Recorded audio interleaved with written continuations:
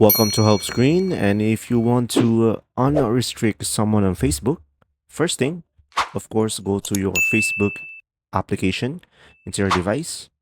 And now just simply go ahead and select the menu on the top right corner of the screen. So if you are using an Apple, the menu icon will be at the bottom.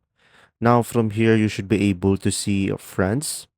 Now, if you don't see friends over here on this category, what you could try to do is just simply select your profile at the top.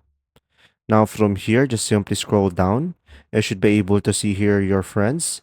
So tap on find friends. Now here on your friends list, you just simply select your friends at the top over here at the second category. And from here, just simply select the person that you want to restrict by tapping on them and tapping on friends and tapping edit friend list over here. And you should be able to see here restricted. So in order for you to change that, just simply tap on it and you should be able to unrestrict this person over here.